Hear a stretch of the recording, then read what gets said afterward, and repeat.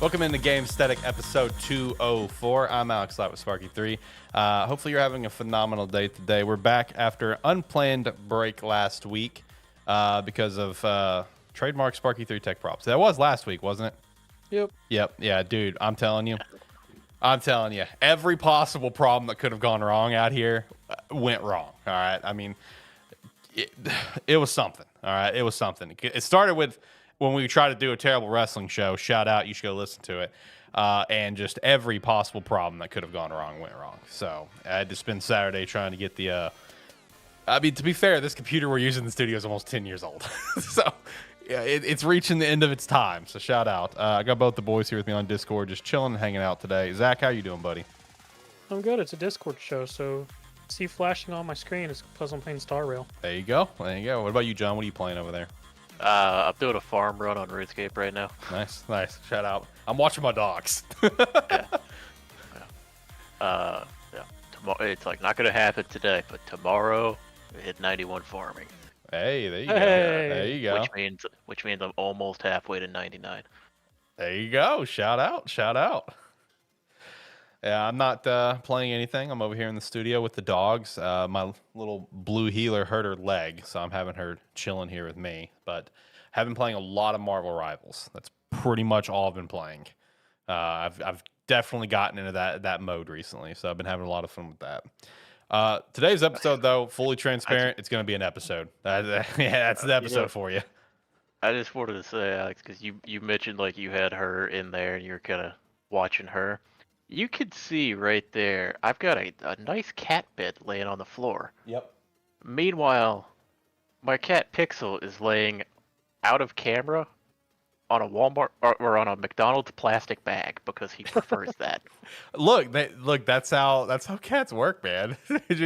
They'd prefer the most obscure possible spot to lay in versus a very large, comfy area you got set up for them. I meant to take a picture earlier because the plastic bag was literally almost laying on top of the bed down there, and he was laying on it instead of the bed, and I was like, man, I should just take a picture of this to just be like, cats. Yo, facts. And honestly, same thing with me, because here in the studio, we of course have, a couch over there, but instead she's just wanting to lay on the floor. It's like you can get on the couch. I saw you get on the couch. Like, I know your back leg's hurting, but I know you can get on the couch. I saw you do it. But instead, she's just laying on the hard floor. So, I don't know. Animals, man. It's just pets in general. I mean, I get it. There's times when I say screw a bed, I'll just lay on the floor and sleep on the floor. Now, I have done that. At the old house where the whole house was carpeted, I actually took a lot of naps on the floor underneath my U-shaped desk with the dogs. So... It's just a mood, man. It is just a mood sometimes, brother. So I feel you. I feel you on that. Oh, God. No, today's episode will just be an episode. Just going to be fully transparent. We're just here to talk about games. Got a couple things that we can kind of touch on. Shout out to the PSN thing. That's kind of wild. Oh. That's been pretty funny today. That's been wild, brother. That's been real funny today. Will show up. It's loosely related to PlayStation. There you go. Do have the newly released Helldivers 2 PS5. Hey, there we go. Completely forgot that I ordered this until about 3 days before it came in when I got an email about it. But glad that I got it because it is a pretty nice looking controller. All right, so ballpark now, how many special edition controllers do you have now? Like you're over 10 for sure. I've been over 10. Yeah.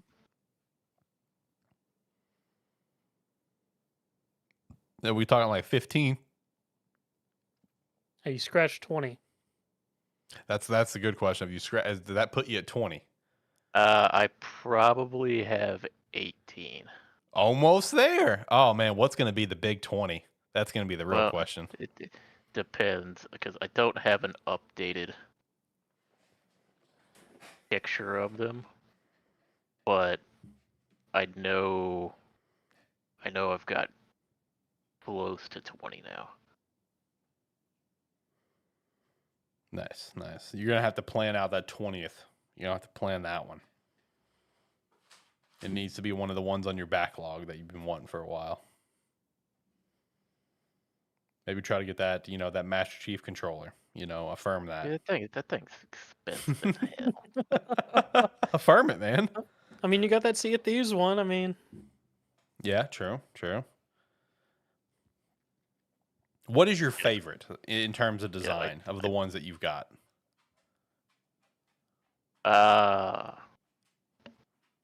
Do not say Redfall. it's a good controller.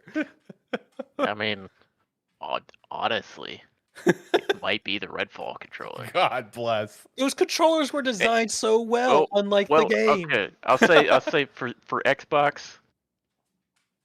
No, it's not the Redfall controller. It's the Sea of Thieves controller, Okay, fair. which I think is right here. Nope. I don't know where it is. Special guest appearance from my dog Lucario. I Shout have out. moved all my controllers around throughout the house. So I don't know exactly where the Sea of Thieves is right now, but the Redfall controller does look really cool. I mean, I will give it to you. It's been a while since I've seen it. That does look really cool.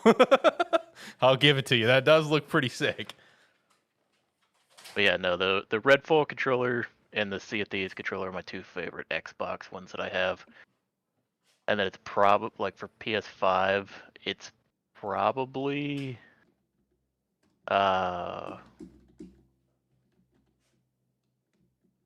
it's probably the Final Fantasy controller. That Final Fantasy That one one is is a good yeah, one. that's a pretty Which sick is one. actually right here as well. Yeah. I'm pretty basic. I love the Spider-Man controller. That Spider-Man controller is, I love it. It's sick. The Spider-Man one's nice. I was thinking about. I almost said the God of War controller just because it's like it's not a very intricate design, but it's very clean.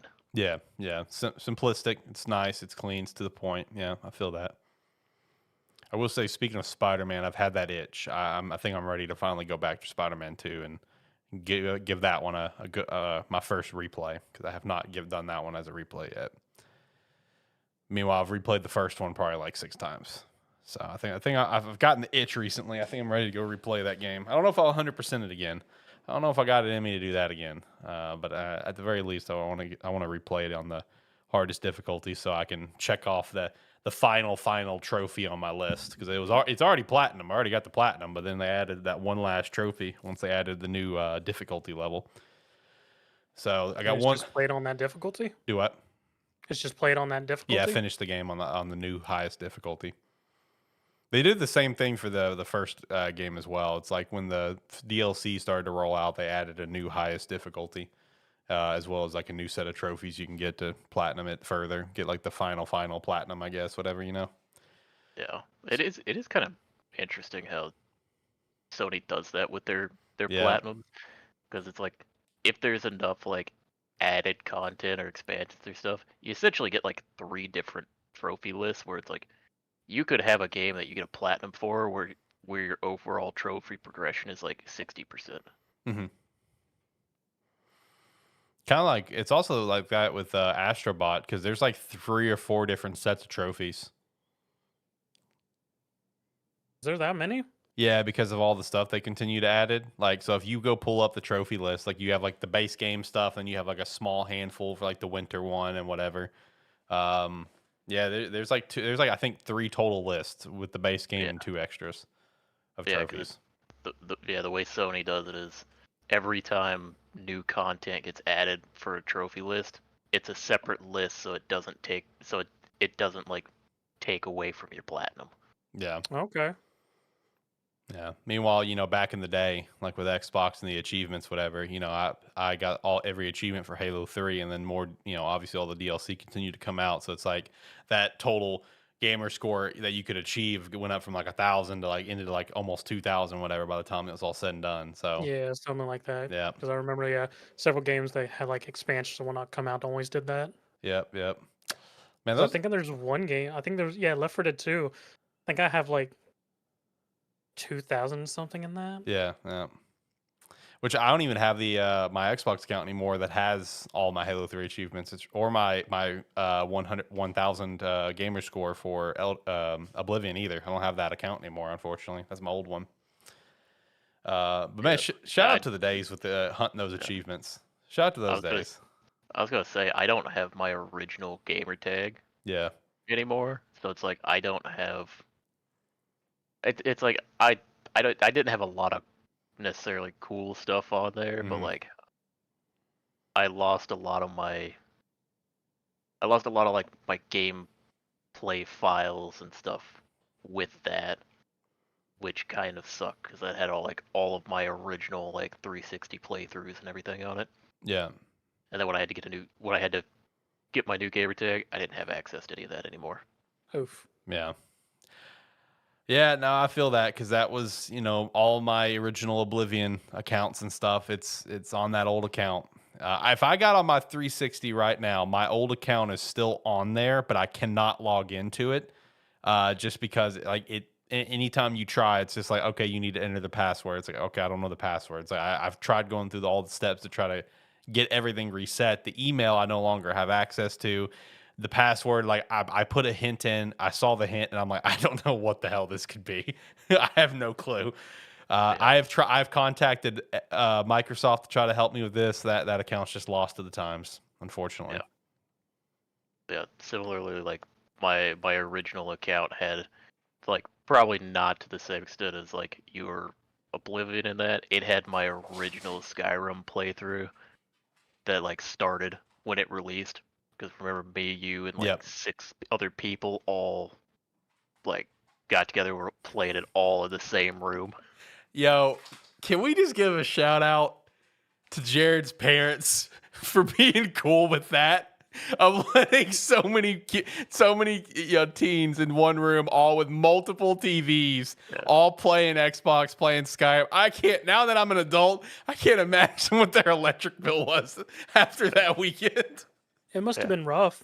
Shout out to Jared's parents, man. Legends. 6 of us with 6 TV. We all brought our TVs and Xboxes and everything, and just set up in different parts of the room.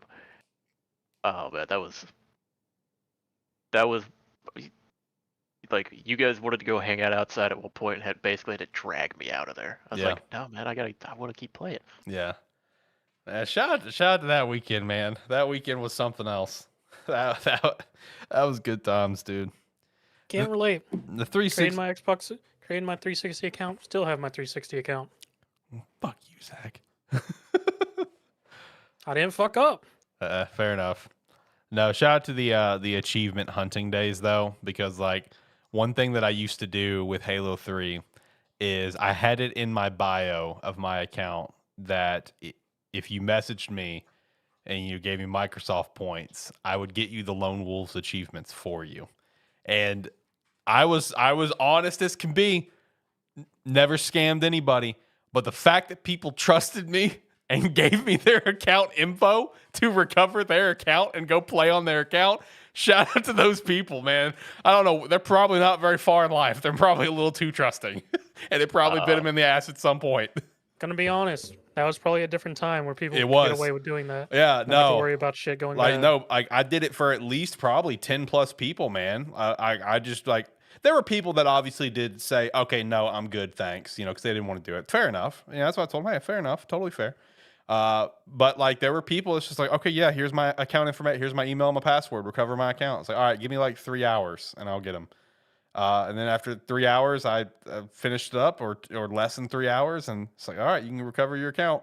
The fact that people trusted me is baffling. But those are good times, man. I don't bash out some of the people too hard. I met you through Halo 3. That's true. That's true. That's true. That's true. That's true. It was a different time, man. It was a different time. I'm also proud to say that out of all those Lone Wolves achievements that were kind of a pain to get, I'm proud to say that I've got at least 2 of the 2-for-1 laser shots all on my own. I just want to make that clear. There were a lot of lobbies because back in those days, you go into Lone Wolves and everyone's just like, yo, anyone want to do achievements? Anyone want to get achievements? Whatever. And it's like you just have like a lobby kind of mostly all on the same page of like, all right, it's your turn. Okay, do your thing. I'm proud to say that I've got some laser shots that are 100% legit. So shout out to that. They started out that way, but once the one guy got his on the first attempt, Yeah, then he'd be a dick. Then it was oh well, I got mine. Yeah, and to start ruining everything else. Yeah. Those are the bad lobbies, but Those were the fun lobbies. well, it depends on how you look at it. If you're trying to get achievements, it's kind of a pain. Yeah, you just make sure you're the one going first. Sure. That's true.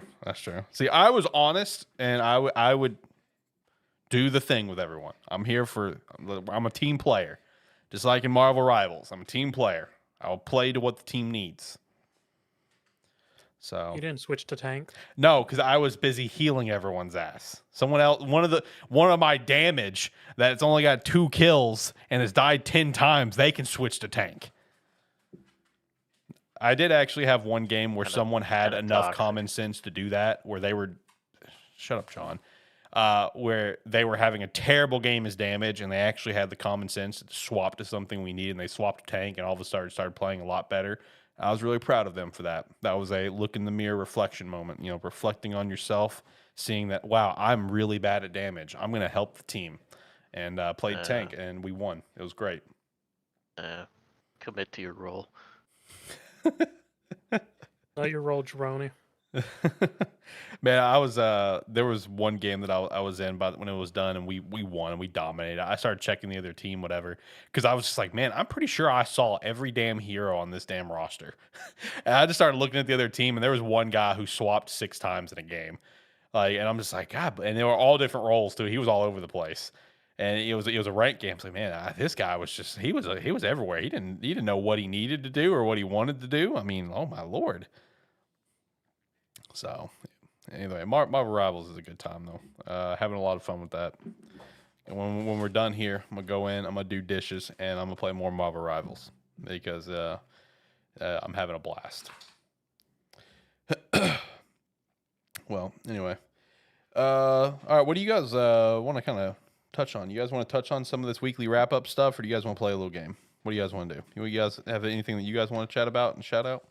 We're just chilling. We're hanging out. Oh man, Helldivers 2 got a new war bond. I did see that. This week. Yeah, I saw about that too. Yep. With one of the most it had one of the most highly requested things that people have been asking for, which was a portable Hellbomb like stratagem call-in. Yeah. It's like a backpack. I don't have it yet because I don't have the super credits for it, and I didn't buy it yet, but and I don't think I've played with anybody that's used it yet, but it looks super fun. But they also like they like updated some maps, like put some new stuff in there. Man, me and my buddy found out we were doing some illuminate missions earlier. Found some shovels that you can use as melee weapons. Okay. You could also dig. So me and him got distracted digging a trench while the war was going on. That's great. That's 10 out of 10. It's not the best digging mechanics ever. It's very slow, but we had some fun digging a random trench while our other buddy was going through hell, and the random we had with us was also going through hell. That's funny. All right. But Helldivers still fantastic. Still absolutely love playing that. I've gotten such a powerful itch recently that I want to finally get around to getting the game and playing it. You can go for it, man. Like I saw like that update that you're talking about. I also saw a couple articles about Helldivers 2 getting apparently a really, really beefy PS5 Pro update, which obviously not relevant to us, but like I was looking at everything that was kind of updated with it, and I was like, damn, God, they really did a lot for this one. But anyway, no, Helldivers has just been really in my feed this week. I want to get around to getting this game. Yeah, I mean, do it. I mean, is it crossplay? If I got it for PS5? Yeah. Okay. Yeah, there's cool. crossplay. Cool. Yeah, because the friends that I play with, they have a buddy that plays on PS5, and he's joined us and played with us a few times. Nice. See what my pup's doing with the hurt leg. What are you doing, man? You got a nice comfy couch over there that you can lay on. You don't have to sit on the little rug That's there on not the close floor. to you. You're right. Well, now she's across the desk. Now she's over here on a little carpet on the floor. So she's gonna do her thing, man. Don't know how she hurt herself. I had no idea. It happened sometime, I guess, late last night. Because like when me and Christina got home, they were fine, and it's like a couple hours later, and we got home kind of late from running around. Then it was all of a sudden, it's like her leg hurts, and I'm like, what did you do? It's like, what are you doing out here? Jeez, girl, you need to calm down. That's what you need to do. But no, yeah, shout out to Helldivers though. Definitely want to get that at some point. It's just like I said, right now my addiction is Marvel Rivals. I've barely been able to get off. Anytime I've gotten off of it and just been to play TFT, just kind of I hop on TFT, play a couple rounds, whatever, and just kind of call it a day. Trying some different builds. Had success with what did I use? Isn't Meta Experiment right now? Do I know? Isn't Meta Experiment right now? Yeah, I'm seeing. The last I played, I was seeing a lot of experiment. I was trying. Zach, do you happen to know off the dome what Ezra was? He's one of those units that's two that where he's got he covers two factions, whatever. He's like Academy and Rebel. Is that what he is? I don't think he's Rebel if he's Academy. It's Academy and something. Whatever he is, I double dipped on those two, Academy and whatever, and I ended up I had some pretty nice success with that one. I just can't remember what it is. Whatever his is, I doubled up on it and I focused on that, and I had fun. I want to say Blaster, but that was the last set. Yeah, it's not that one. It's Academy something, and then whatever his like actual role is. Yeah, because they can only have one faction, but they can have multiple battle rooms. I mean, my off-meta pick set that I've done real well with is Family and Yeah, Family's good early game. Like that's always an early game play. and Blood Rose. Oh, okay. Haven't really. I've done really well with Blood Rose Society. Haven't really dove into Blood Rose yet. The couple times that I was trying it, I wasn't able to get it kind of going, and I just lost. But it's still one that I want to try some more. You have to get somewhat lucky with that one. Yeah. You have to get 3 real early. Yeah. No, Family's great though. Family is just like a staple early game one for me now. Xander's great. Xander can go all game in my opinion. Yeah, if you run Protectors, yeah, Xander's can stay for a while. Yeah, and man, I even had someone on another team. They had a fully stacked and like fully committed built late game Violet and just wrecked shit. Oh, Violet can get real strong. Dude, With her absolutely damn destroyed. explosives? Yeah, absolutely Oh no, wrecked my shit. not Violet, Powder. Yeah, well, see, I haven't seen someone run Powder late game, but Violet, yes, I've seen someone run Violet late game and just built Violet 3-star. They ran like pit fighter, whatever for their team comp, and Violet was their main damage and absolutely wrecked my shit. And I'm talking late game, and I was just like, God, I've never seen someone take Violet late game. Oh, I've done a late game Powder because if you get her 3-star early and build her right, her monkeys can do 2,000. Really nice, nice. Yeah. I may have to try that because that's just such an easy one to build, and go. But either way, I'm having fun with TFT. This set's fun. It's not I don't think it's the best I've ever played. I don't know what the best is, but I'm having fun. It's just a good time to kick back and play. Do you guys want to talk about some stuff here in the weekly wrap up, or do you guys want to play a little game, or you guys want to just talk about what do you guys want to do? I don't give a shit, guys. We're just here to chill for a little bit. Excuse me. You're good. I did want to mention game I'm probably going to regret getting into here in a couple weeks. Neo Tokyo, fucking XP. I can't even think of the name right this moment now. I've just now blanked on it. Let me pull my shit up. Tribe 9. Tribe 9's releasing on February 20th. Yep. Shout out to Tribe 9, the game that is all over the place in terms of its game style. Well, they actually... Because wasn't it like 3 different styles when you were playing it before?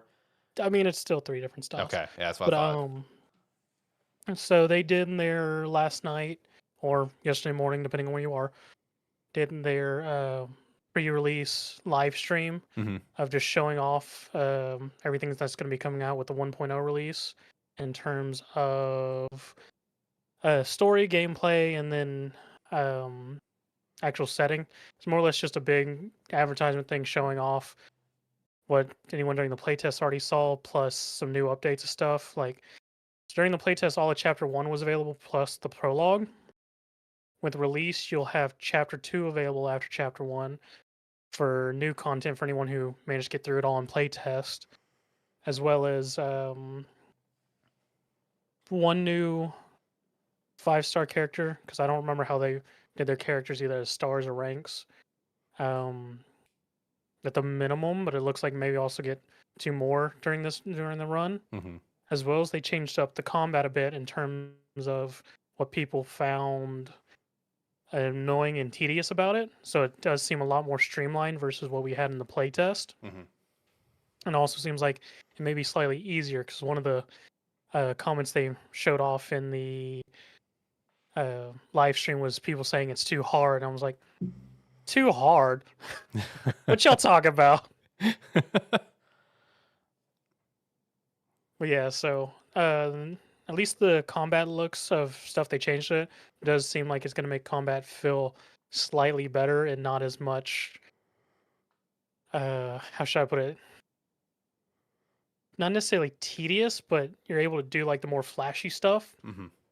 Because like they had the whole combo tactic where where you just do a string of fancy attacks with each character in your party. But to do it in the closed beta and playtest, you had to trigger an effect with one character, which would flow into another character, which would flow to the third character. But they had to have specific type traits to be able to combo together. So you can only use specific teams to combo. Mm-hmm. With the new battle they're going to have, there's now a break system, which is called posture. Whenever you hit an enemy enough or do enough damage to weak points, their posture will break, which will allow you to do a combo attack that does massive damage. So now you can more freely build teams with characters you want to think synergize might be well or just want to play versus just being able to use specific teams, which I found slightly annoying during the playtest. Right. As well as they've changed up how the tension works slightly in the game, what the tension bar does, instead of just, which I don't know how I'll feel about that one. Where you have either their tension cards, which is more like a set out in other gacha games. The equivalent would be like light cones and Star Rail, weapons and Genshin, things like that. Versus, or you could use it for like your ultimate and things like that. So, but the main different gameplay they showed off was just the combat itself. From what it looked like, most people were okay with XP. So the XP stuff is still the XP stuff. Right. And just for people listening, for clarification, the game, like he mentioned, is talking about is Tribe 9. There's an anime out for it you can check out, and it's also by. There's also a webtoon, which I didn't know came out. I didn't know that either. Shout out to that. Yeah, they mentioned that in the live stream because how you're supposed to absorb the series because it's a multimedia project is anime first, then the webtoon, and now the game. Oh, okay. So it all links together. Yeah, it all bleeds together. Okay, all right, I got you. And then also, this is by the creators of Danganronpa. So shout out to that. Art design. My bad. Yes. My bad. The actual team who worked on it is a different team entirely, but the art director from Danganronpa and whatnot had a hand in creating it. Yeah, which I think is clear. Most definitely. Yeah, very clear. So if you're a fan of like Danganronpa, like the art style and stuff, then maybe check out some Tribe 9. The anime was fun. I didn't finish it, but it was fun when I watched it. Oh, I own it. It's on a shelf over there. You bought the anime? I didn't know that. Yeah. Oh, shout out! I didn't know you got that. No, I mean Tribe 9's it's a fun watch. There we go. Look at that! I didn't know you got that. Yamato Tribe. Nice. He's dead. Wow. They're missing. He's in the game. Rip, the really cool character that I thought for sure was the protagonist, dies in 3 episodes. I will say I've never looked into anything after you've talked about this game, Zach. I've only ever heard your description of it, and I don't have a fucking clue what's going on over there. So, okay, we're gonna go into Tribe 9 again since it's relevant again. More or less, the base game of it has 3 different phases. It has the 16-bit exploration phase, which is your open world map phase where you have your team of 3 characters, your leader and 2 assistant fighters, where you just roam around the different parts of one of the cities, because each chapter as it stands so far is going to be taking place in different cities, where you're dealing with whoever's the leader of that city to be able to get your chance to fight Zero, who's the big bad. Yep. That's a whole prologue thing. I'm going to leave that out at the moment. So you wander around there, collecting chests, fighting enemies to gain credits and XP and whatnot, and just overall exploring the map to get to wherever you need to for the next objective or story process. All right. Then you have the actual battle phase when you ever attack someone or someone attacks you on the open world map, where you go into the 3D action part of the game, similar to Genshin, Wuthering Waves, Zenless Zone Zero. It's 3D full movement attack schemes, so which they've changed a bit from the battle test. So now you only have your primary attack, your secondary attack, which is a heavy attack, as well as you have dodging, of course. I didn't realize this. I don't know if I just missed it in the playtest or they've added it with the release. There's apparently now a parry system where you can actually parry attacks instead of just dodging. And then along with that, they added a counterattack, which I'm actually very happy about whenever you do a perfect dodge and things like that, which is actually very nice and was something that I sort of felt they needed during the playtest. As well as that, you have, and more or less that happens, you beat up your enemies. There's a bunch of other systems going on there, but you can learn that if you decide to play the game rather than me explaining it. And then you have your finale of each of the chapters, in which once you go through the main story and thwart whatever the main villain's scheme is at that time, you challenge them to a XB game or Extreme Baseball. Hell yeah. Which uses the entire city as the playing field.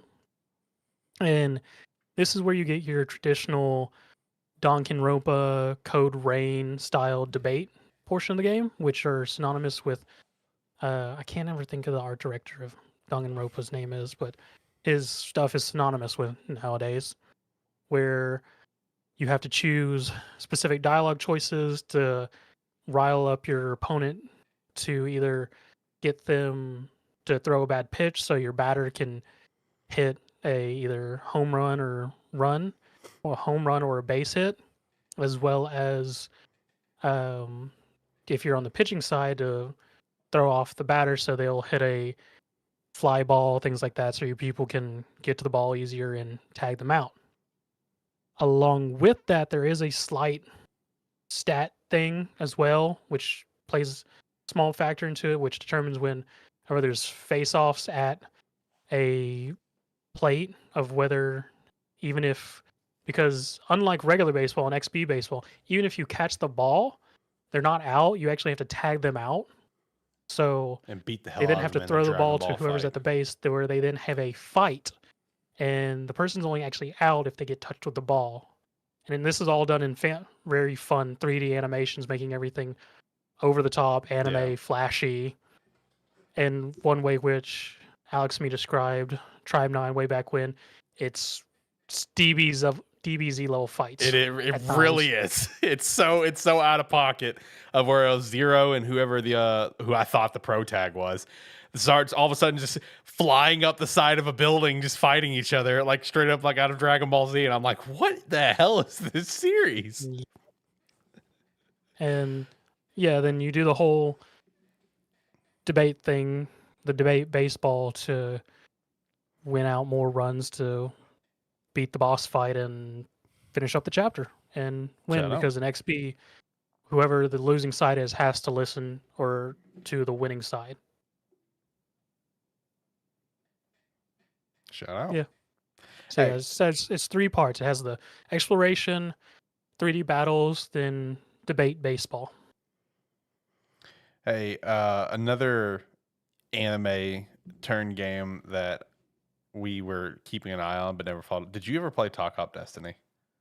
I touched base with it, but I didn't go full into it. Yeah, I didn't. I downloaded it. through whatever app store we had. I don't remember what it was. And I mean, it's on regular App Store now too. oh, is it on the regular app store now? Yeah, it's got regular See, localization. okay, because I had to find it via Tap is where it was. But yeah, I was just curious. That was also really good. Now that show we both did finish, or at least I finished. I know you finished Tribe 9. But Talk Op was really good.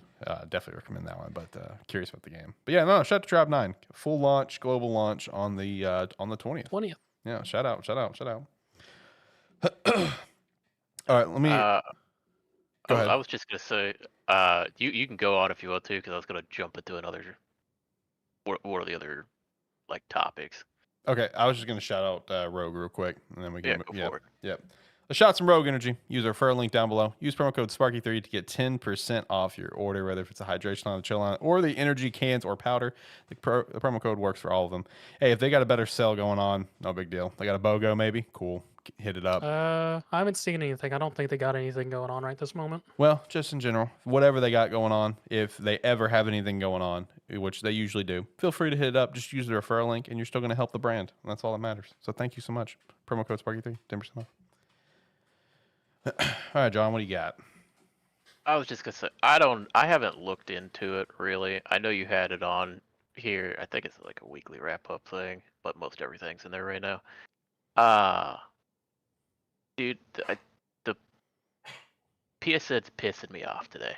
Yo, I keep forgetting it's down, but like everything I do on my TV, I usually I run it through my PS5.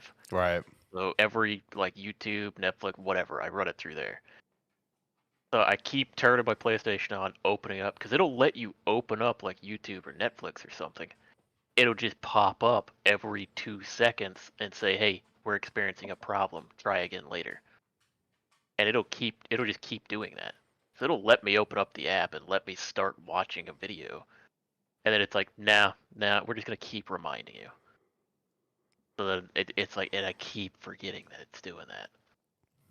That's been the funniest thing for me to watch today, is the whole PSN being down. Yeah, it was approaching the 24-hour mark, and there was really no major comment from Sony on why.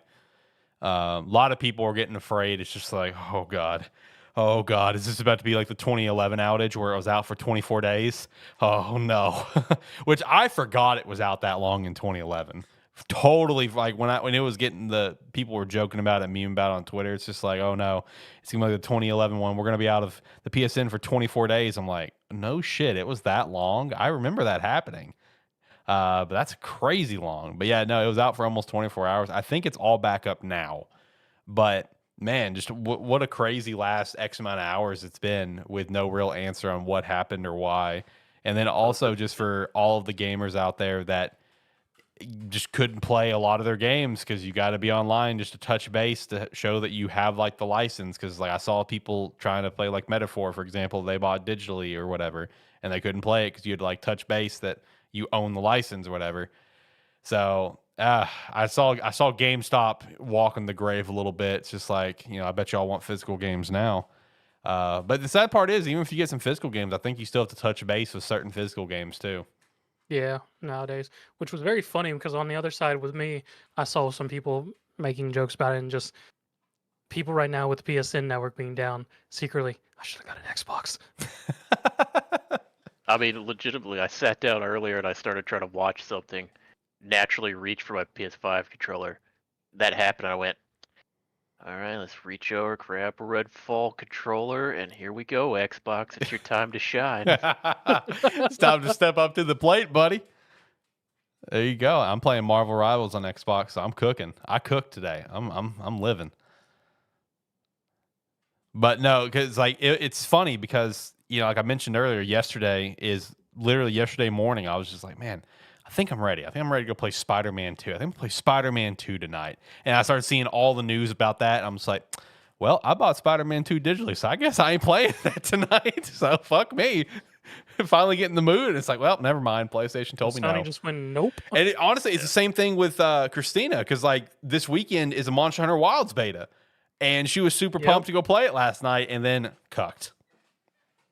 Well, one thing I was going to mention is, like, luckily for me, I wasn't in like a mood where I was wanting to be on my PlayStation a lot Right. like yesterday or today, because every single game I own is digital. That's one where it's like I understand every now and then I'm not going to be able to play the games, but so it's like, but luckily I wasn't like trying to play one, because if I was like, man, I want to sit down and play like Spider-Man, for instance, if I Yeah. was really itching to play that and really excited to, man, I'd have just been sitting here fucking fuming all day. Right. See, that was like, I had, since I had something else that I'm also equally addicted to with Marvel Rivals, it wasn't as bad. But if Spider-Man was the only thing on my brain yesterday, it's like I want to play this and nothing else. Dude, legit, I would have just sat in my chair and just pouted. I'd been a grown man pouting, just like, oh, this sucks. I just want to play Spider-Man. But no, dude, crazy that this happened, and really, again, no reason why. Probably won't hear why. But man, I want to know. I want to know how this happened. No, it is, yeah. The fact that it's 2025 and we can have an outage, even if it's relatively short, like in the grand scheme of things, like a close to a 24-hour outage. The thing is, I mean, you can't. Back in 2011, if it was out for 28 days or whatever, you get away with it to an extent there, because not everybody was terminally online. Man, 24 hours and people are fucking pissed. Yep. The world decided to pull a TikTok and ban PSN for a night for 24 hours. Did you say it's actually back up? Because it was like It 3 should be. hours ago that I was trying to use it. So, not long before we started the show, I was seeing on Twitter that it's fully operational. I even text Christina to say, "Hey, it looks like PSN is back up. If you want to try playing Monster Hunter." She's out right now, so she hasn't tried, but it should be back up. Yeah, PlayStation.com status claims that all services are up and running now. Yeah, and it was like slowly getting up for everybody over like a 3 hour period or something, but it should be completely back up now. Okay, yeah, because like I said, it was only like 3 hours ago that I was trying to use it and Yeah, couldn't do anything. yeah. Well, at least it didn't like impact you when you were trying to play like Helldivers, because you like got to like, do you still do you still have to link your PSN account, right? Like, I know there was that Yep. big conversation, but they stood 10 toes on that, right? And you still got to link it on Steam. I can't remember. I don't remember if I did, because I probably did, because I bought Helldivers when it initially came Yeah. out. So at least it doesn't So impact that. You know what I mean? Like, because it's like if it somehow impacted that, that'd be bullshit, because you're on a totally different service. But so I'm glad it didn't impact that, because that'd be crap if it impacted those games. Oh, hey, speaking of Spider-Man 2 though as well, John, another one happened. Did you see that? Another poor Steam launch. I mean, I pretty much expect anything that's not just a strict PC game to have a poor PC launch. Yep. Spider-Man 2 came out to PC, which also, it was kind of interesting watching the build up to the release, well, or lack thereof is the better way to put it. I guess build up amongst the community, where everyone just kept pointing out, yo, like, we're like 2 days from launch and Sony has still yet to give us specs, right? There's been no talk about it. Sony has not advertised it at all in the slightest. It's like they're literally just giving up on it. They're just going to send it out there. It's like day of, they finally sent out specs. And it's just been a crashing mess. I think it may be different now, but I know at one point it was like a 55% rating on Steam. I mean, like it was apparently a shit launch. It's like you can't get it together with these launches, man. Can't get it optimized right, which I know is something you've been screaming from the clouds on. Yeah. Well, I mean, the funny thing is, like, I mean, not Sony necessarily, like, not strictly Sony, but on the opposite side of that, you have like Monster Hunter Wilds, which is having its beta, like you said, uh, but like in the previous beta, or like around the time we had the previous beta, we had been given specs for it, but even since then, since they've made like updates and stuff, which granted, not everything is, a lot of the stuff's not implemented into the beta yet, but it'll be there for full release.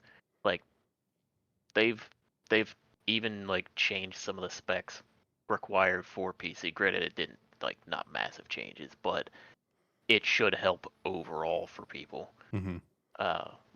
Like actually trying to like play it on PC because it's like most companies these days don't optimize. It's like they make it for a console and just port it and don't worry about optimizing it too much, and then it's like it ends up running like crap for most people because they optimize it for like high end PCs. It's like the average person's not necessarily gonna have a $3,000 PC,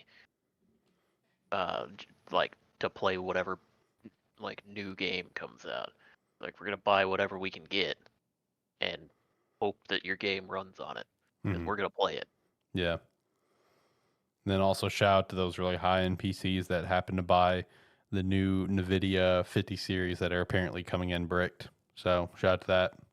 I saw that little news article. I mean, you're buying a new a new fancy updated card and everything when I mean the only reason the like current top end cards would be like not enough would be just because people aren't optimizing anything. Yeah.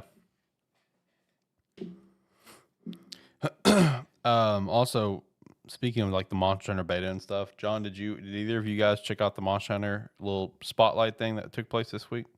Nope. Yeah. I don't even know what you're talking about. Yeah, there was a Capcom spotlight, and then Monster Hunter got its own thing, whatever. So Yeah, I I didn't watched watch most it, of but I was curious your opinion on it because I know they showed like ice shard cliffs. I saw that trailer come out, and then like customization overview, a lot of customization options.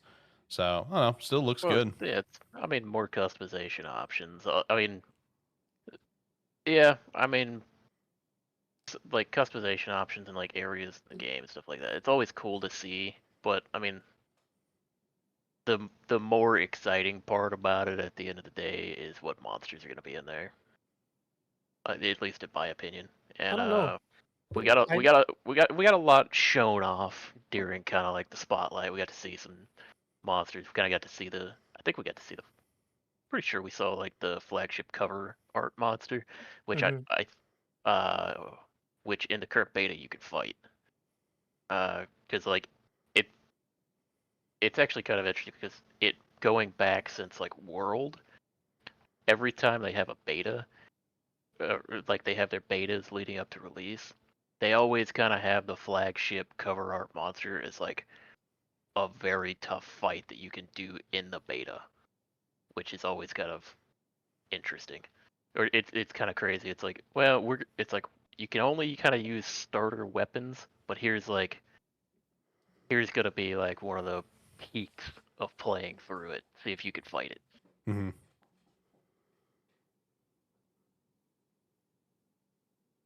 But I mean, Monster Hunter Wilds. I mean, I've been sold on it.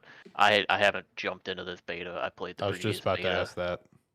I played the previous beta. It's like there's a couple new monsters introduced in this beta that you can go up against, but the like the more like quality changes and the more change like uh they they did comment previously and say that in the full release, so like they're gonna be adding like hit stop back in for weapons, but that's not implemented into the beta. So as good as playing it in the combat feels, it'll feel meatier on launch, which is kind of what I'm looking forward to. Mm-hmm. So it's like it's a day one instant buy already for me, so I don't feel the need to jump back into it right now. That's fair. That's fair. You're just like 20 days away from it, man. Yeah. Yep. Well, I am very much looking forward to it. Uh, from what because I've been watching a lot of videos on it of people that are playing the beta.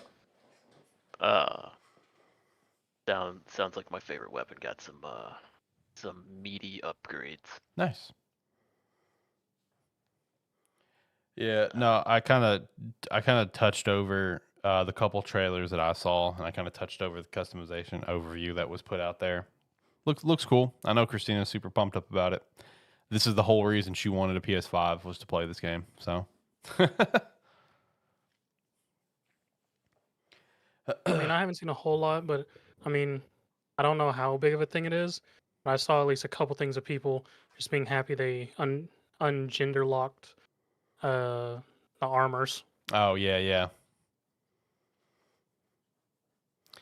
I've Other seen than that, people be happy about it. I know in Christina's case, she was telling me earlier she actually likes the cunty armor I was about to say for it's Monster been about Hunter. 50 people. Some have been Yeah. happy, others sort of just like, eh. Yeah, Christina's case is like, I want to go kill monsters and look hot while I do it. It's just like, I mean, okay. and now she can either as a female character or a male character. Yeah, so. Hey, have you guys also seen all the big success of Kingdom Come Deliverance too? Oh yeah. Yeah. I had zero interest in playing this game. I kind of want to play the game. I mean, it's popped off really well, man. It was the top selling game on Steam worldwide. Peaked at 233 K on Steam. As of this morning, it was at 226. Over 467K viewing on Twitch. Currently sitting at 88 on Metacritic. It did start off at a 90 on Metacritic and dropped down a little bit, but the reception for it is really solid. And just all the memes I've seen about it and just like some videos I've seen looks pretty great. Everything that was kind of meh about the first game is vastly improved. Yeah, I mean, it's one of those. I think it's like it got a lot of. It's one that got a lot of attention from even from people who didn't play like the first game, but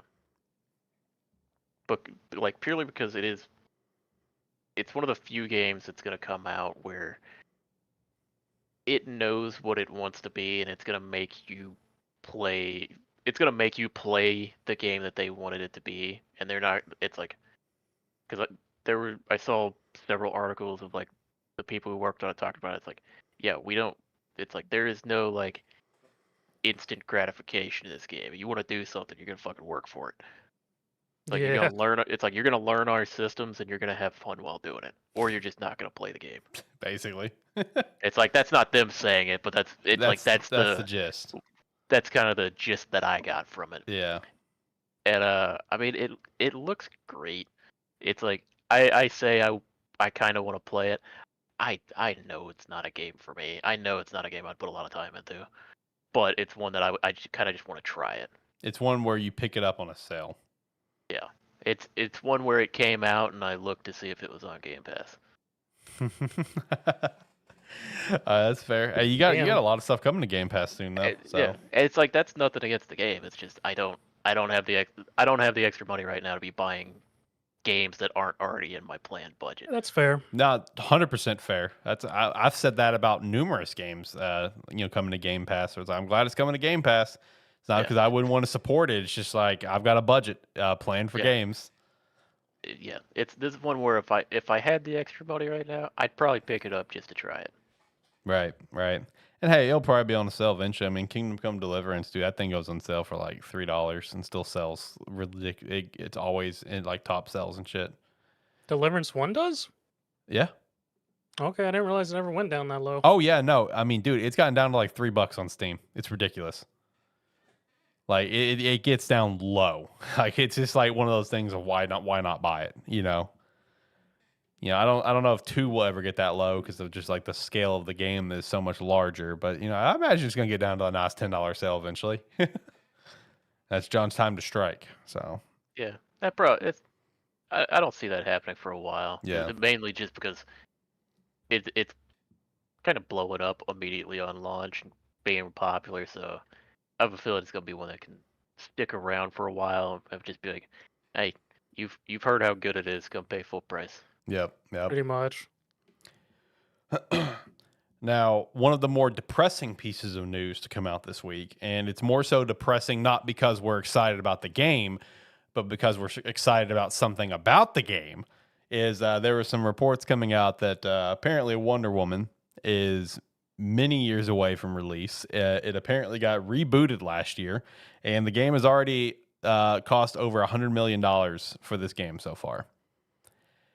Again, none of us here are necessarily pumped for the Wonder Woman game. Like, oh my God, yes. We just love the Nemesis system that the game's going to be around. And at this point, I think we could probably all agree. With that amount of money spent, they probably need to go ahead and just cancel this thing. I don't think this thing's going to come out and make back the money that they're going to spend on this game. I'm calling it right now. This is going to be a massive flop. This is going to be a massive flop. I mean, it's one, like, since we heard about it, I think one of the first things I said is, why is it a Wonder Woman game? Yeah. Nothing I mean, a lot of people ask that. Yeah, it's like, I mean, I'm sure a Wonder Woman game made good would be great. Why are we taking like the people that made like what are they, Shadow of War and them? Yeah, Shadow of Mordor, Shadow of War. Why are we taking them and giving them and I don't know if it was them wanting to do it or someone telling them to do it. Why are they making a Wonder Woman game? Why can't we just make? Because it's like I feel like them trying to make Wonder Woman. It could be like it feels like it would be limiting to the Nemesis system. Yeah. I mean, depending on how they do it, yeah. I mean, it definitely could be. But yeah, it's where it's like I don't know. It's also tough because all we've heard is a Wonder Woman game using the Nemesis system. Yeah, and then now we've heard that it's gonna. Now we've heard that there's. It doesn't look good for it. Yeah. So it's just one where. I mean, if we knew what type of game it was they were trying to make or something like that, we could have a little bit better idea. Right. And with the news being out there that it got rebooted last year, I'm also fearful. Like, did you go away from the one thing that people actually cared about? And like, is it no longer going to use the Nemesis system? Like that thought crossed my brain. You know what I mean? Well, that would be hella depressing and would almost instantly kill the game. At that point, the game's dead. Like more than I already think it is. And let me stress, I think this game, like if it's got the Nemesis system, it's a solidly built game. Like I don't think it's gonna be a bad game or anything. It's just I don't think Wonder Woman with the Nemesis system is enough of a draw to recoup $100 million plus whatever more they're gonna spend for the reboot. Which if they spend $100 million, can we assume they're gonna spend another 100? You know what I mean? Like, is this gonna recoup $200 million? I say probably not. There's not many games that rake in that kind of cash. You know what I mean? I mean, it'd be pretty hard because, I mean, we'd have to check, like, the Shadow of War and Shadow of Mordor games. Did those accumulate that much within their lifespans? And the other thing is, the biggest draw for, at least gamers, since we don't know a whole lot about it, is the Nemesis system part, not necessarily the Wonder Woman part. Yeah, yeah. Which, like, at this time, like, it really does feel like the Nemesis system is just, like, rotting away on a shelf. You know what I mean? Like, it's so underutilized. People been saying that for, like, 6 or 7 years at this point. Right. Like, I think I also saw someone say that, it's been like 6 or 7 years since Monolith last put out a game, basically. And now we're kind of feeling it, where it's just like, they're steadily working on this Wonder Woman game, and God knows when it's going to come out. So, again, it's one of the more depressing pieces of news this week, but it's for a different reason. It's more so because, like, man, we're really not going to get to see this system ever again. I mean, okay. So, I just looked it up. So, based on what little I found, it's estimated that Shadow of Mordor made $66 million since its release. 66 mil, okay. And then Shadow of War, 225 mil. All right, so Shadow of War brought in that money, okay. Yes. Yeah, because I think that's probably like Shadow of War. Is that which one was the first one? Mordor. Yeah, Mordor, the one that sold less.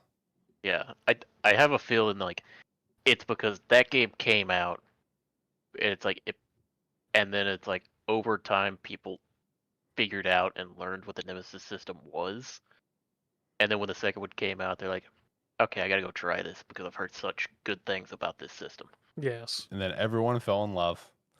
And then there's probably a ton of people out there like me. Like I think I owned both of them on Steam, and I probably bought them both on a sale for like $3 or $4. Yeah, I mean, War didn't had so much more updates to the Nemesis system and everything, and really brought out more personalities with the different Urukai and ogres you created, just because they gave them more personality with the different factions they could be part of and whatnot. Yeah. Because damn straight, I had Gold City Mordor and Middle Earth with my playthrough. Mm-hmm. No, like it's just sad to see like that system just seeming to be like kind of rotting away, and it's like it's not even with Monolith Productions or whatever and the Nemesis system, but it's also just like with WB in general. It's just like, what are we doing? Because it's like the same thing with Rocksteady with Suicide Squad and that being the massive flop it was. And now I did see new reports that Rocksteady is working on a new single player Batman game, but it's a while away, which that's what they should have just been doing to begin with. Suicide Squad Kill the Justice League should have just been a single player game, and it probably would have done fine, Hey, it would have been fine if it was like if it was a co-op game. It would have been fine if it wasn't live service. Yeah, if it was just a co-op game where you could play as like the 4 members of the Suicide Squad or whatever, I think that would have been fine. Mm-hmm. I mean, because Arkham Knights, I mean, it wasn't as relatively well received as the other Arkham games, but I mean, it was still fun as a co-op game. And I mean, a little out, just playing it by myself. I mean, it was fairly entertaining. Definitely wasn't near as fun as like Arkham Asylum, Arkham Knight, and things like that. But Mm-hmm. I mean, it was still very fun. Yeah. I think it's I can get on board with what you're saying, John, where it's like co-op and fight. It's just like what Zach said, live service. I can get on board with you guys' take on that. If it just wasn't live service, the game could have been a lot better. You know what I mean? So now Rocksteady is behind the ball because now they're starting new production on this other game. So it's like WB, the entire gaming division is just in a spot right now. The only thing that it's got going for it would be like Mortal Kombat. That's under WB, isn't it? Yep. So that's the only thing that it's got going for it. And even this last Mortal Kombat, wasn't it like received well, but kind of like, Tekken's out. Tekken's coming out. Wasn't that kind of what happened with Mortal Kombat?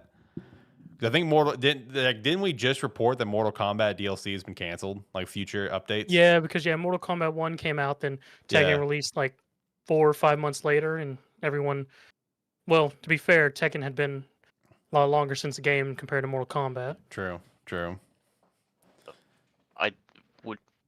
When Zach mentioned like Suicide Squad would have been fine if it wasn't live service, that reminded me. So I was looking to see if you had it in here or if we'd talked about it before.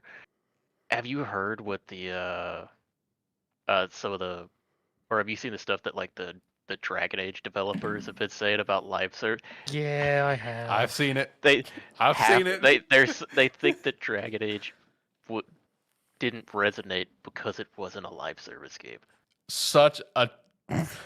They think it would have been a success if it would have been a live service game, and they wanted to make it a live service game. Yep, I saw that. Oh Jesus Christ! Just the sheer overwhelming negative reaction to that when all that news started coming out. Like, I don't know how in the world you could think that, oh yeah, Dragon Age needed to be a live service game for it to succeed. Like, what in your brain said put 2 and 2 together? Like, that's one of those cases where someone from over there is going to walk up to me and say 2 + 2 = 6, and I'm like, you're right. Well, it's like it's like for the Dragon Age discussion, take away like people complain about like any wokeness and shit like that out of there. Take that away, and then just look at the people. They're like, this isn't an RPG. This doesn't feel like Dragon Age. Everybody said that. Mm-hmm. But they look at it and they go, no, live service was the problem. Yep.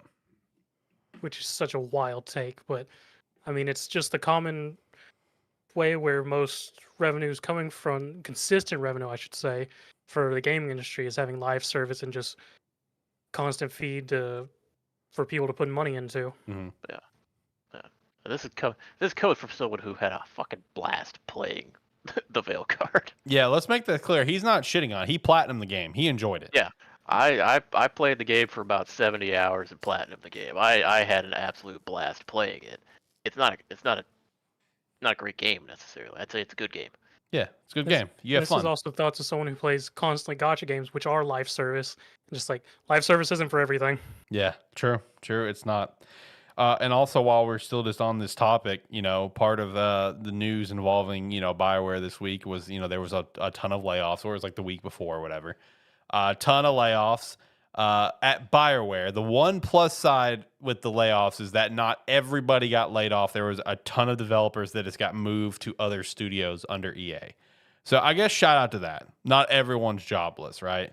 I did see there were some key people that did get laid off, namely the writer, who was like the lead creative writer for Dragon Age to Vilgard and a couple other projects. It's just like, well, the writing was kind of the number one complaint with Vilgard, so that kind of makes sense of that, right? That kind of saw that coming. It was not good writing. Yeah, It's like, so kind of saw that coming. All the key people that were very directly involved with the Mass Effect trilogy, they are still on staff. BioWare is now less than 100 people on staff right now. Apparently, Mass Effect 5, so they claimed that Mass Effect 5 is still in early pre-production, which I do believe to a point. And they use that as, we just don't need the full strength of the studio. That's why this happened. And I'm just like, I can kind of believe what you're saying, but I also don't believe you. I don't also believe you on that, because I feel like my brain is like, more people on staff, like, let's all work together. But then again, everyone has their special skill set. So if it really is at a certain stage in early pre-production, okay, yes, I do believe you. I mean, at the same time, you can't like get rid of that many people like a week after saying that your last game was less than 50% of expectations, and then try to say, oh, it's because we don't need that many people right now. Yeah. See, that's also my take on it. Yeah. Like, you didn't hit a target, and you're trying to make some money up by getting rid of people. Yeah. So like, that's where I'm kind of like, I don't really like how this is all going down. But at least, the main thing is with Mass Effect 5 is that all of the key people from the trilogy, Michael Gamble and stuff like that, they're all still part of the team, all still part of the project. They do have a new lead creative writer, who I'm trying to remember all of the major works that she's done as lead writer. I know she did the 2 Deus Ex games, so shout out to that. She was the lead writer for both of those, and she was also the lead writer for something else that's like really heralded as like, a game that I love the narrative for. The narrative is incredible in my opinion. She was the lead writer for the Guardians of the Galaxy game, so shout out to that. So she's now the lead writer for this, and she's also a massive Mass Effect fan. So, I mean, I feel like the game's in good hands, but I also feel like with how this is all kind of being set up and portrayed, Mass Effect 5 is BioWare's last chance. I'm saying it right now. If Mass Effect 5 is another Andromeda, BioWare's done. They're done. It's over. Like, this is it. It's Mass Effect 5 or bust. You're calling last chance on a lot of studios right now. A lot of studios are on their last chance. Like, they always get another chance. I don't know about this one. I was about to say, how many studios have you said that over the past couple of years come out with a bust or whatnot and then just close down? See, I mean, I have to go back and refer to how many times I've said it, but here's what you're not ready for, Alex. Mass Effect 5 live service. I'm scared. I mean, they already partially had it with Andromeda with the whole, and 3 with the whole wave battling system. Yep. Oh man, this on topic of live service, not on topic of BioWare anymore. I got to thinking about it yesterday again, because a buddy of mine mentioned Destiny 2, and it blew my mind that Destiny lasted from start to finish. Destiny was 3 years, and Destiny 2 has been going on for nearly 8. It's Activision, man. I'm telling you. It's just it fucking blew my mind, because like, I remember Destiny feeling like it lasted for 5 years. Yeah. But in reality, start to finish, it was like realistically like 2.5 because then like betas for Destiny 2 were coming out that people were more interested in. Yeah. I'm telling you, man, Destiny 2 was solely, in my opinion, an Activision thing. It's like, but we need a new game to sell money. We need that 2 on it. That's what they did with Overwatch. And it's just like once Bungie got out from the umbrella of, of Activision, it's just like, all right, well, we're just going to roll with Destiny 2 now for a while. And now we can all agree we are at a collective point that I think it's time to move on. I think it is now finally a couple years ago. Yeah, it is. It is because if Destiny 3 comes out, I'm on board. Destiny 2 just feels like too much of a daunting task for me to even try to get in on it. I don't think a Destiny player would tell you to play it. Yeah, right I don't think Yeah, I so don't either. think they would either. Yeah, I don't think so. But no, I am nervous about Mass Effect 5, also for a live service aspect of it. But also just because, like, if the game's not a massive success, I just it's tough for me to see what's next for BioWare. I mean, they have had a long stretch of L's. Other projects they were working on, they've handed off. They're no longer working on, like Knights of the Old Republic, for example, that they've been working on for so long, that got handed off. If Mass Effect 5 is not a huge success, and I feel like since it is Mass Effect, and the original 3 were all massive successes, if the new one does not reach those heights, I think it's over. I think it's done. GG's, boys. Good run. Now we can just hold on to our fond memories of the trilogy and forget anything else exists. So, I don't know. Hey, another studio that's facing layoffs, though, is Hi-Rez. You guys see that? You see that Smite and Paladins is dead, apparently? All right, so is Smite 2 dead, or is it just Smite 1? No, it's just Smite. Okay, so Smite and Paladins have officially ceased development. Both games will never get a major content update again.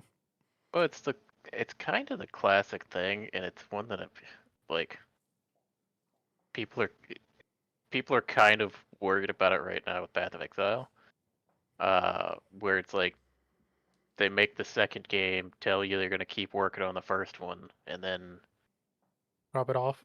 Yeah, because like that's happening with Path of Exile right now, right? Where apparently leading up to Path of Exile 2 early access launch, they pulled part of the Path of Exile 1 dev team to help like be able to launch the early access for Path of Exile 2, and they just haven't got to go back to work on it yet because the priority is getting Path of Exile 2 to like a more finished state.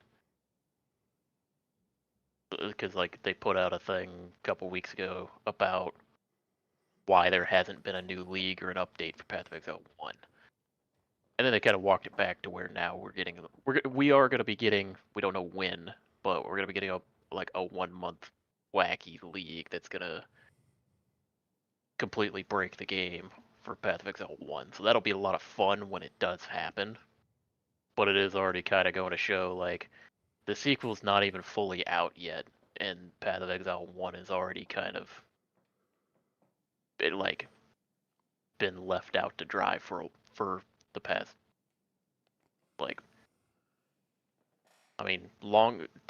it's been about 10 or 11 weeks since the beta started for Path of Exile 2, but like a couple months before then is when they pulled the team over. So it's like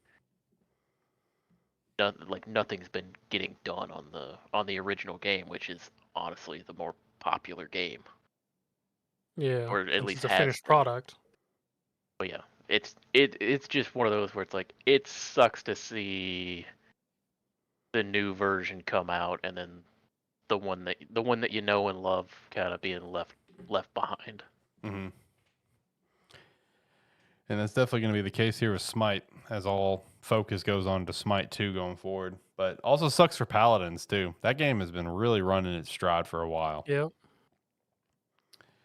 Paladins is unfortunately not getting any updates going forward. They didn't necessarily say that it's over, just no updates. Yeah.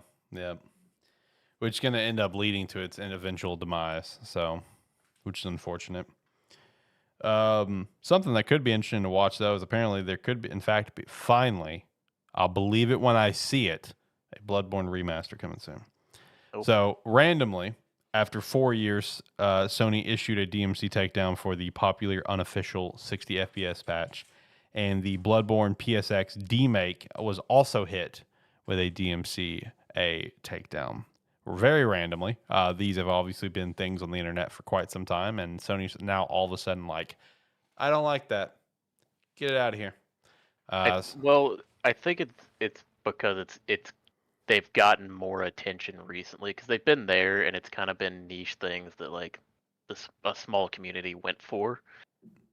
But because people have been like hoping for information or something, those have obviously blown up and gotten more attention recently. And apparently the stated reason for the takedown was because they used the name Bloodborne. Mm-hmm. And which you can't do. It's like patented. You can't put that in your mod title or they can come after you. Yeah. Which apparently that was the official reason that they got the DMCA takedown was for using the word Bloodborne in their mod patch. Huh. Okay. So what you're trying to say is there's no chance of remasters coming out. I mean, maybe eventually. I mean, now, but I mean, the creators of Bloodborne for years have been saying they want to remaster it, but they can't. Yeah. They weren't even allowed to say that they wanted to remaster Bloodborne.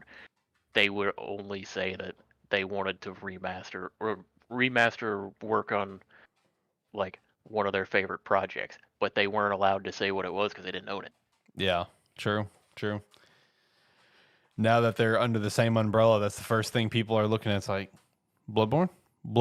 Can we make that happen, please? I mean, we're gonna keep hearing it for like the next 2 years or something. Until something finally people happens. Just hoping for it.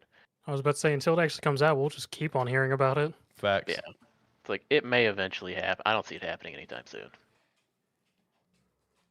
It's like, assume that since they're under the same banner now, they've been greenlit for it.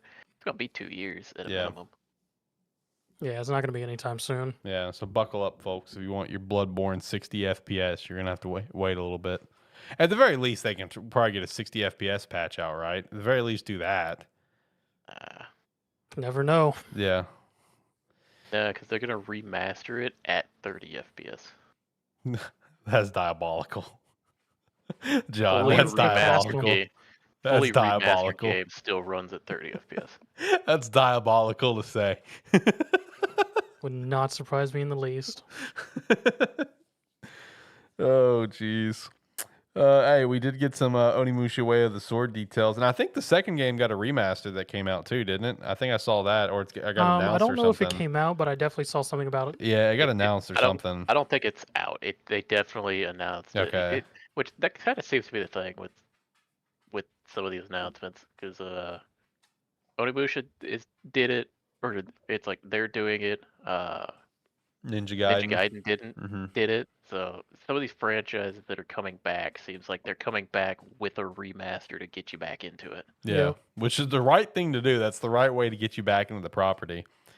They did say, quote, "We're not trying to make an impossibly difficult game." So good on you. No, all this wording was saying was, we're making a Souls game, but we can't say we're making a Souls game. Yeah, right, Yeah. right. I read that. I'm like, so it's like Black Myth Wukong. No, it's. I think the better comparison is, I think it's gonna be Sekiro. I mean, to be fair, some of those original Onimusha games were fairly difficult. Yeah. Yeah. So they're trying to set the groundwork. I think the speculation I've seen has been like, expect something like Sekiro. As far as like template. Yeah. So beyond that, though, it is set in Kyoto with unique twist on IRL figures. You can absorb yourselves with your Oni Gauntlet to restore health and use special powers. Dismemberment and blood option is confirmed, and they've talked about where the 3 core principles are: the new protag, Kyoto setting, and satisfying sword combat. Look, as long as the sword combat is excellent, I think people are going to be on board with this. That's kind of the main thing, I feel like. Possible. Yeah. All right, so I thought this was interesting, and I thought this was also really stupid at the same time. So apparently, per Tom Henderson with Insider Gaming, love Tom here. The next God of War will not be in Egypt. His exact quote was, "From what I've been told, it's not set in Egypt. It's actually set in Greece, and it's going to be a younger Kratos this time." He has not been able to verify that himself. He just kind of wanted to throw it out there into the universe, and everyone read that. It's like, all right, so it's basically God of War Ascension. Are we getting another prequel? Are we getting a remaster of this game? Because like John, in that game, like considered crap. It's not. It's not up to par with the original trilogy or like the other prequels, in my opinion. 'Cause, I definitely preferred the trilogy. I really liked the they were well, yeah, technically prequel games, but the PSP games, it's like I preferred those over Ascension. Right. But the main thing I take from this is like I don't even think of like the younger Kratos part of it. It's just dude, people have been going fucking wild about it being said it was gonna be like Egyptian. All I've seen is people talking about the fact that it would be Egyptian. I'm like, what's it? You're gonna play it and love it no matter what it is. Just people really want it to be Egypt for some reason. But They did drop a lot of hints for it, so well, we're gonna go there eventually. I think Yeah, people yeah. just expected like a 3-part Norse because Yeah. it's like we got 3-part Greek for the original trilogy, so it's like I think people just expect it to be like a 3-parter. Which that would make sense, but had a nice cap off. But also you can also have a 3-parter in some capacity with some sort of spinoff with like Atreus or something. I don't know. Be very curious what the next direction is going to be for God of War, whether if we go to Egypt or do some other kind of prequel or something like that. I've also seen a lot of talk and rumors that like the God of War trilogy remaster is going to happen, which I welcome that 100%, especially now that I'm more into God of War. So I don't know. It's going to be interesting, but it going back to a younger Kratos, I don't know. A part of me says like, doesn't that kind of defeat everything that we've built in these last two games? Like, Well, it depends on going back to a younger Kratos could just I don't necessarily. It depends on what time we go back to. If we go back to like around the time of the trilogy Kratos, I'm kind of okay with that because we could get another interpretation of like Kratos in that time period, and I like that Kratos as well. But right. I mean, I grew up playing that Kratos. Yeah. The other option would be you get the in-between story from God of War 3 to God of War 2018. I personally don't want that story. I like there being the gap and the missing information for interpretation of what happened, and we just have the lore that he talks about in 2018 of his travel there. I personally prefer that if they decide to make a game going through that time period. I'll play it and I may end up loving it, but I personally don't need a story to tell me about that time period. I'm perfectly fine with the in-game lore that we have around it and kind of the player interpretation from hearing like the stories that Kratos and Mimir talk about. Yeah. So your preferred is just, hey, let's keep moving forward. Let's not move back. It's like I would rather move forward, or if we go back, I would rather go back to. It's like I'd rather go back and play old Kratos. It's like if we're gonna make another game like that, let's go tell a story from when he was old, angry, and mad at everything, and willing to kill whatever was there, whatever appeared in front of him. Let's introduce some of these people that haven't seen that Kratos to how he used to be. The new audience. Yeah. Right. I do have something to shout out here. Shout out to shout out to Fart Knocker 85 over on the Twitch chat. They popped in. They said, "Yo, WTF is up. And I said, welcome to the show. And they said, can we talk about Shower with Your Dad Simulator 2015? So I said, I got him. So I pulled it up. Shower with Your Dad Simulator 2015. Do you still shower with your dad? Came out Question: in 20. Did you know this was a game before he said I this? had no clue. No. Did you, John? Yeah. I had no Okay, clue. I did too. Yeah, I had no clue. It's a fast-paced shower sim where you shower with your 8-bit dad. It's good, clean fun. Apparently, it's overwhelmingly positive. You know what the actual objective of that game is? No clue. The tags are interesting. So, pretty much, you're a small child, and you're of a certain skin color, and you have to find your dad a same skin color and go to him and shower with him, and not the wrong dad, and get yelled at. I see that. I see that with the game pictures. The features, it does say single player, shared split screen PvP. What PvP is in this game? Speed running to your dad. Okay, all right, fair enough. It is Steam Deck compatible. So shout out to that. I know way more about that game than I should, and I never even played the fucker. Zach, you're just like an encyclopedia for some stuff, though. I'm just gonna be real with you. I respect it. All right, next thing I've got, E3 is back.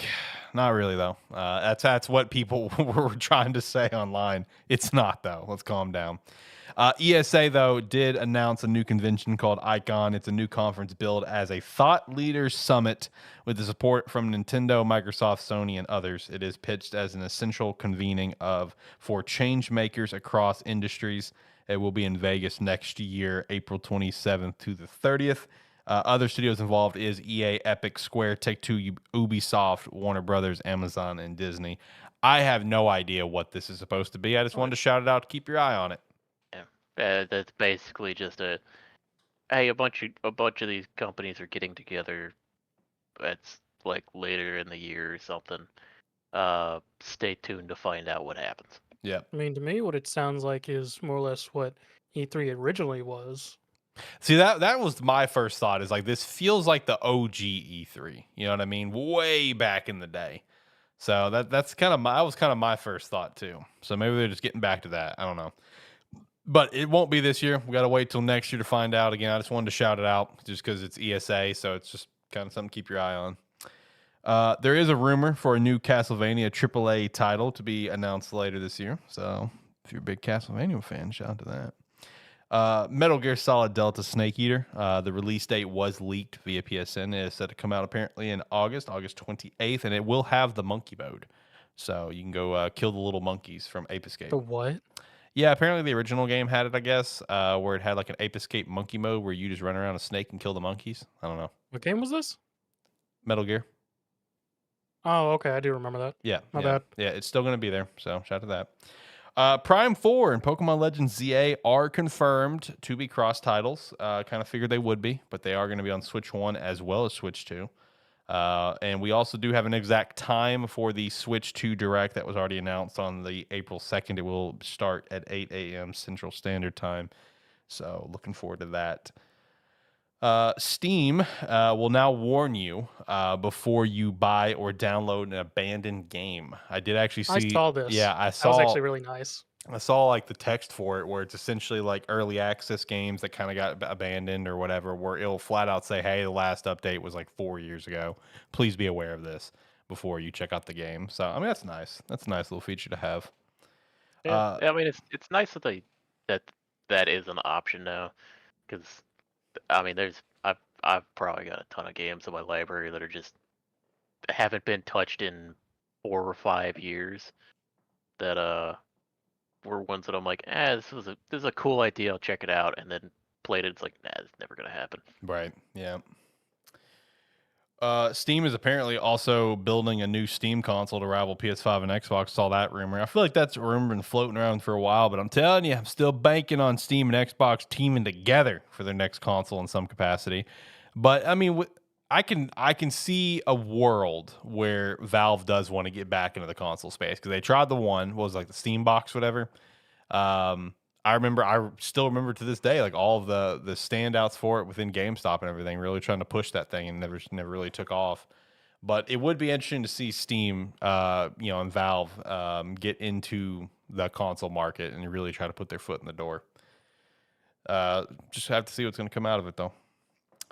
Apparently, Expedition 33 has already got a movie in production. I'm here for that. It's got the kind of narrative for it. Don't shake your head. It does. Yeah, don't shake your head. Come on now. I mean, it could be good because we've had a lot of winners over the last couple of years, but at the same time, it might. I don't know if it coming out at the same time as the game is a necessarily good thing. Well, the news coming out, that is. Obviously, the movie's a little ways away. Oh, I guess, yeah, that's fair. Sorry. Yeah. It's just in production. So now, if the game flops, which obviously we know will not happen, then I could see this movie getting canned. But the game is going to be a massive success, and the movie's going to come out and hopefully also be a massive success. I was gonna say the fortunate thing is, at least based off like the world and kind of story that Expedition 33 is gonna have. I mean, regardless of how the game turns out, I mean, we're all expecting it to be like a fantastic hit. The good thing is, like, for a movie or TV show, the basic plot and premise of the game, like, seems like it would transition to like a movie or TV show, like great. Yeah. Like the concept would work great for like even like I could see this being like a great sci-fi movie. Right. Oh, most definitely. Yeah. Like if I heard of a sci-fi movie that had this premise, I'd be like, that's just crazy enough for me to want to check out. Yep. And the plus side is you can just cast Charlie Cox to be your lead. You're good. You're good to go. What? Yeah, Charlie Cox. Just cast him. Because he voices Gustav. Oh, does he? Yeah. Yeah. Okay. Yeah. So there you go. You already got your lead. I'm sure he'd be down for it. I didn't immediately shout out like the other notable cast besides like Andy Serkis, because like I don't know if they do any live action like acting. I imagine they'd be down for it. Like I imagine Ben Starr would be down for it to play his character, but I have no idea if they only do voice acting or not. I have no clue. But you know, you got Charlie Cox and you got Andy Serkis. I'm sure they'd be down. You know, to reprise their roles. So shout out to that. Multiverses is dead. Set to shut down on May 30th. Which is funny. So season 5 of Multiverses came out, which is going to be the last season. They've said servers are going down after this last season, but apparently the updates and whatnot with season 5 is bringing back all the hardcore players and new players, like, and it started a thing of save multiverse. Really? Yes, it's been a wild thing with that. Season 5 is apparently the update that people have been waiting for, and they're just like, don't go away. This is the good stuff. This is what we wanted. And now it's dying. Yes, so there's been a slight move from the community of just save the multiverse. Right. That's funny. Also, we got one of the big three heading over to PlayStation from Xbox. Forza Horizon 5 was officially announced to be going to PlayStation. That is one of the big three for Xbox with Halo, Forza, and Gears. Age of Mythology was also announced this past week as well. So it's only a matter of time before Gears and Halo reach into that boat as well, which Gears will be the next one to do. I mean, keep in mind, original Gears was on the PS3 back in the day. Go Horizon, go to Sony. Kill the motor crew. Yeah, I saw someone make a joke about that where it's just like, oh, finally, the PlayStation has a good racing game. And it's just like, oh, damn. Finally, Sony has a good-looking racing game. It's like, oh, geez. Yeah, I saw a lot of shots being fired about Forza Horizon 5 going over to PlayStation. So I don't know much about racing games and who has what or anything. But as someone who's recently gotten into Forza with Horizon 5, I mean, the game's fantastic. Yeah. I mean, I personally, I think it should be available to anybody who wants to be able to play it. There you go. Hey, Xbox's strategy, you know, it may be killing the idea of a console, but I mean, it's working from a business standpoint. They're like we talked about a couple weeks ago. They were like the #1 publisher for like the month of December as well as like the month of January, just because I mean they're just putting everything on multiple platforms. Mm-hmm. They're just like, hey, just go ahead and just buy our shit, send it out there. We just want to make money at this point. So it's gonna come a day where they're just gonna they're gonna pull a Sega and they're be like, all right, well, I guess we're out. We're just gonna make really great games now. That's all we're gonna do. We're just gonna be publishers. So that day I think will come, unfortunately. But do you guys have any news that you want to add to the show? Any news that needs to be shouted out? I don't think anything that we haven't already hit on.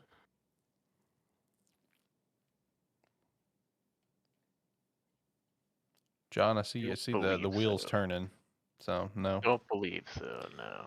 Okay. Well, let me shout out a couple things real quick, and then we got Gamestead Game of the Week, which I believe will be Zach's turn. So here at the end of the show, make sure to check out some Agent Ink. I did not plug it earlier in the show because I actually get an updated graphic for what is available in the shop. But Agent Ink store, make sure to check that out with the referral link down below. We'd appreciate the support. You can also go check out Sparky3shop.com as well. Check out something over there. Check out our Patreon if you want to support the show further. We'd appreciate that. Shout out to our Tier 2 patron, Hannah, who gave us her topic request for January, which is now done, and it is uploaded to the channel only over on Patreon for now. We will upload it live to everything else here soon. So whenever that goes live, if you could check it out and listen to us talk about Stardew Valley, we'd appreciate that. And we'd appreciate that extra support. All right, Zach, it's time for Gamestead Game of the Week, buddy. What do you got going on this week? Sorry, I was checking if there was still any other news I wanted to mention. But doesn't look like it. So, what I have, it's my week. I've been messing with it all day. Pulling a prop? Have Star Rail! Honkai Star Rail! Oh, you got the physical edition. Shout out. Yeah. Just recently with January 30th, they released the physical edition, which is going to be a limited run as far as I understand. It is on PS5. I now have a PS5 game, but no PS5. But it doesn't matter. It's on PC. There you go. I still got the code for exclusive stuff if I want to get it. Yep. Hands down, it's a gacha game. Straight up, it's a gacha game. Hoyoverse, though, at least with my experience with their games, are actually fairly free-to-play friendly. I haven't put...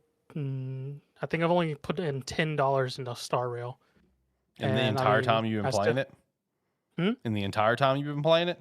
Yeah. Oh, nice. And that's been over like almost 2 years now. And I've still managed to get characters that are usable and whatnot and progress through the story without much ease. But it is a gacha game. It is a role-playing gacha game, so it's an RPG in turn-based tactics versus your live-action combat. Create your teams, 4-man teams, fight your way through the story. There's a lot of other systems with most gacha games, but if you get into it, you'll figure it out as you go in terms of leveling, equipment, talents, all that fun stuff. It didn't just start 3.0 in January. So, I mean, there is quite a lot of content in it currently, so there's plenty of stuff to put time into if you want to take a dive into it. It's any time to really jump into it to progress, because even if you do want to do higher level content, they do have a system that allows you to go ahead and just play it while it's available if you don't want to wait till you get through everything, as well as it has a fairly good progression system in terms of the game itself and of letting you get used to the game before making tougher enemies, whatnot, and having to go through all that stuff. And if you really want to, it's got a dialogue skip button or autoplay. So if you don't even want to pay attention to like dialogue like John at times, you can just hit the autoplay and walk away and come back and hey, it's done. Firing shots over there. Yeah, because they even recently made it with the 3.0 update, because usually in dialogue, there are choices you can make in terms of dialogue, which will halt the dialogue, but they now have actual option in settings where you can just choose, I forget what it's called, but more or less, the game will just accept you chose the first dialogue choice, and it will just carry on and won't have you stop to make the dialogue chain choices. And it'll just, so you can just turn that on, hit auto, and just go. Unfortunately, though, do be careful. Someone did just get banned for 50 years in Hoyo versus other game Genshin for having a auto clicker plugin to skip the dialogue. So careful about that. Imagine being banned 50 years. Yeah, Honkai Star Rail is a very fun RPG gacha game. with a fairly good story. People are always on the fence about the second location, the Lofu, but everyone says Penacony is one of the peak gotcha game stories out there currently. So, yeah, all right, there you go. Shout out to Honkai Star Rail, another Gamestetic game of the week in the books. And next week is John's week. Let's see what he brings to the table. All right, you guys ready to hit the music? Get out of here. I'm good. I got nothing. Yeah, I'm good. All right, music's hit. Last thoughts, boys. Like, comment, subscribe, rate, whatever your platform allows. It does help. Let us know about anything we talked about. And yeah, that's it. Yeah, do everything you said more. And if you like what you saw here, we usually do these live streams every Saturday about 6 p.m. Central Time. So you can come check us out then. And make sure to, again, check out our Patreon. We'd appreciate that. Patreon.com/Sparky3 if you want to support the brand further. Don't feel obligated to. Just listen to the content's enough. But if you want to, if you can't think of 70 billion other things to spend some money on and you want to put it on us, we'd appreciate that. And maybe we could do some topics for you or something like we did for our Tier 2 patron, Hannah. Thank you so much. We appreciate you. The video that we did for her will be live to the public here in the near future. And make sure to check out the Discord, be a friend, tell a friend, check out some Rogue Energy and Agent Inc. as well as Sparky3shop.com. I think that's it. All right, until next time, bye.